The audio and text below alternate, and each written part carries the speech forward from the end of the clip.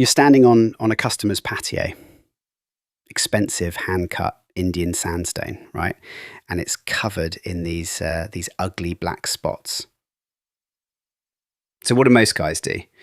They pull out the big guns, a high-pressure pressure washer with a turbo nozzle, and they start blasting away. They think, I'll just force this dirt off.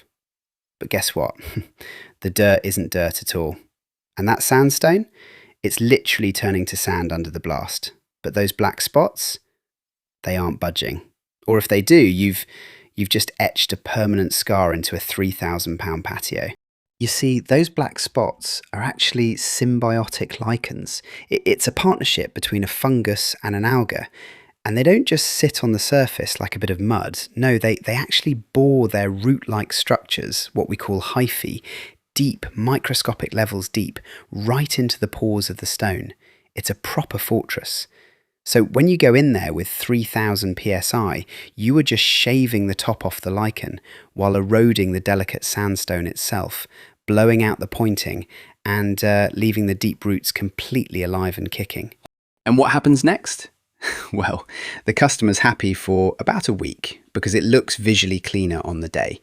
But because those roots are still alive, and now they've got all this fresh, open, damaged stone to feed on, they regenerate. They come back faster, thicker, and more aggressively than before.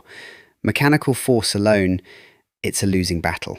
If you want to crack the black spot code, you've got to stop thinking about blasting and start thinking about chemistry. So, how do we get to the root of a microscopic invader? We have to use a targeted chemical attack that actually penetrates those tiny pores. Now, the tool for this is sodium hypochlorite. But here's the thing. If you just spray raw bleach on dry stone, it won't work properly. Water has this incredibly high surface tension. It wants to bead up. It doesn't want to sink into those tiny microscopic holes where the hyphae are hiding. This is where a proper soft washing surfactant comes in, something like our Clever Wash. Think of a surfactant like a double-sided lollipop stick. One end absolutely loves water. The other end hates water but loves dirt and organic matter. When you mix this in, it breaks that surface tension. It's like, you know when a fly lands on a bowl of water and sits on the top? If you drop one tiny bit of surfactant in there, the surface tension breaks and the fly sinks. That's what we're doing to the water. We are making it wetter, so the sodium hypochlorite can sink deep into the stone and dissolve the lichen at its actual root. For tough black spots on sandstone or concrete, the recipe you want is a strong 1:3 dilution of 15% sodium hypochlorite. That gives you roughly a 4% active soft wash mix. But let me give you a massive warning here.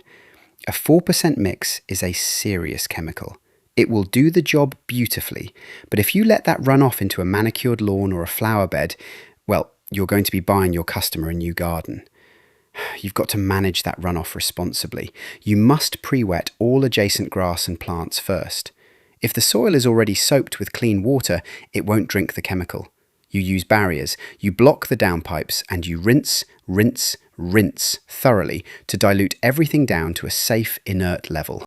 Look, mastering this, understanding the science, the dilution rates, the safety protocols, that is what separates the professional contractors from the cowboys who just blast everything. If you really want to build a serious, profitable exterior cleaning business and learn how to do this safely and legally, go to softwashing.uk and check out our CPD certified soft wash training course. It covers everything from chemistry to risk assessments. All right, fellas, that's it from me today. Have a great day, work safe, and I'll catch you on the next one. Bye for now.